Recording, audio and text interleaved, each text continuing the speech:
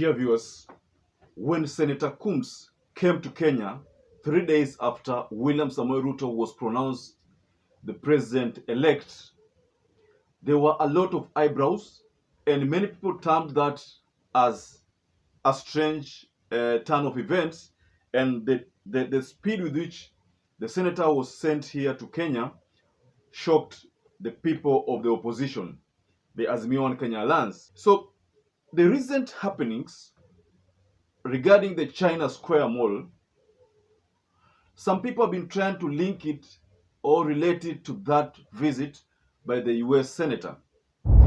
Most people are saying that this could be a beginning of the war between the West and the East as far as Kenya is concerned.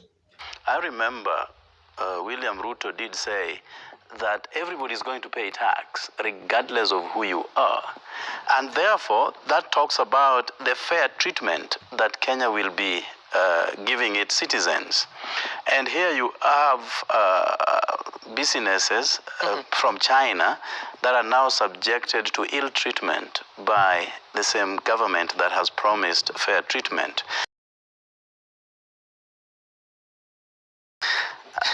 This feeds into the war, for too long. The war between the West and the East. You remember when Ruto came into power, he tended to go west.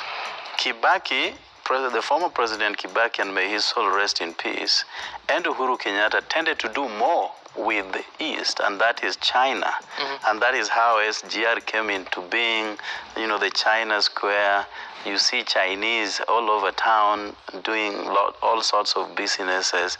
And when Ruto came into office, he tended to go further east, and that is why immediately he got into power, Senator Chris Coons led a huge delegation of Americans into Kenya, and few days, we were told we now have to eat GMO because Senator Coons and company said so. Is that accurate? That's very accurate. Very, very accurate. Unless you are not in this country, No, GMO the decision... has become... I want to take you back a bit to the former presidents.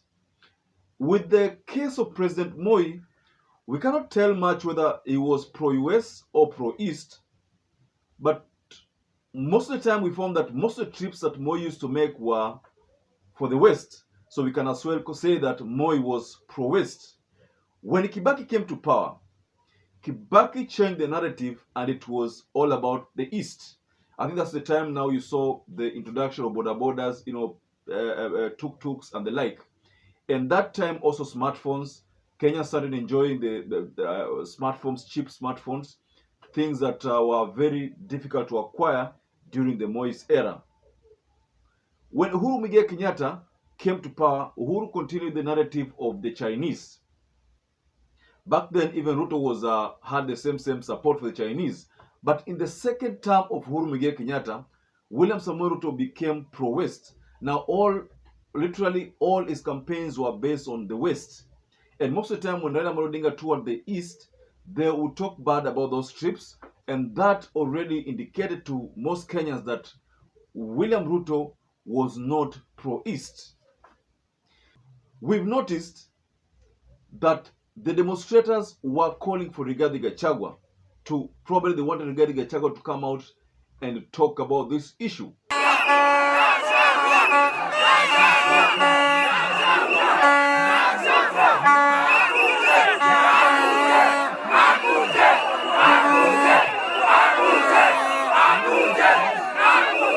What happened until we found ourselves in this mess of the China Square? Before we get to the analysis of what could have triggered all these events, please, I'd like to urge you to subscribe to our channel, give us a like, and then you can hit notification bell so that every time we upload such videos, you will always become the first person to get notified. And also, I'd like to say thank you so much for those who will be supporting us. If you wish to support us, please just subscribe to our channel and share it widely. Now let's proceed with this China issue.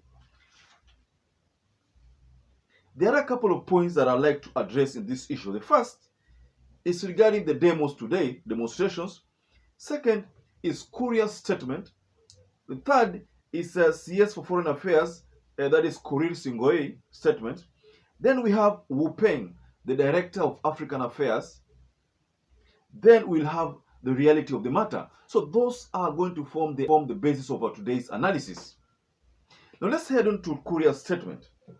I have today given an offer to Professor Wanaina, the Vice Chancellor Kenyatta University, to buy out the lease for China Square, Unicity Mall, and hand it over to Gikomba Nyamakima Mudhurai and its lead traders association.